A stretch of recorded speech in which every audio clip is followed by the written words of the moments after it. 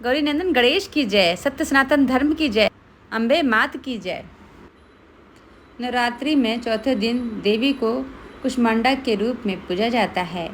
अपनी मंद हल्की सी हंसी के द्वारा अंड यानी ब्रह्मांड को उत्पन्न करने के कारण इस देवी को कुष्मांडा नाम से अभिहित किया गया है। जब सृष्टि नहीं थी, चारों तरफ अंधकार ही अंधकार था, तब इसी देवी ने अपनी ईशत हास्य से ब्रह्मांड की रचना की थी।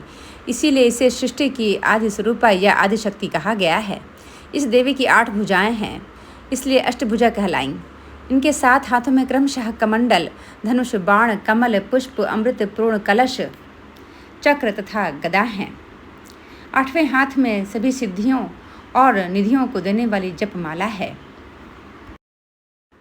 इस देवी का वाहन सिंह है और इन्हें कुम्हड़े की बलि प्रिय है। संस्कृत में कुम्हड़े को कुष्मांड कहते हैं, इसीलिए इस देवी को कुष्मांडा। इस देवी का वास सूर्यमंडल के भीतर लोक में है। सूर्य लोक में रहने की शक्ति क्षमता केवल इन्हीं में है, इसलिए इनके शरीर की कांति और प्रभास सूर्य की भांति ही देदीप्यमान है। इनके ही तेज से 10 दिशाएं आलोकित हैं।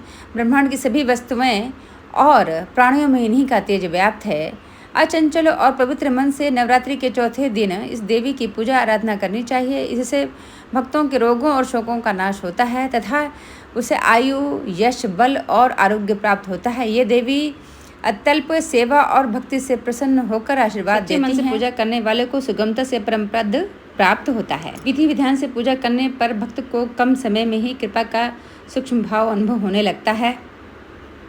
ये देवी आधियों व्याधियों से मुक्त करती हैं और उसे सुख, समृद्धि और उन्नति प्रदान करती हैं। अंततः इस देवी की उपासना में भक्तों को सदैव तत्पर रहना चाहिए। आइए भक्तों, आप जानते हैं माँ कुष्मांडा की पूजन विधि।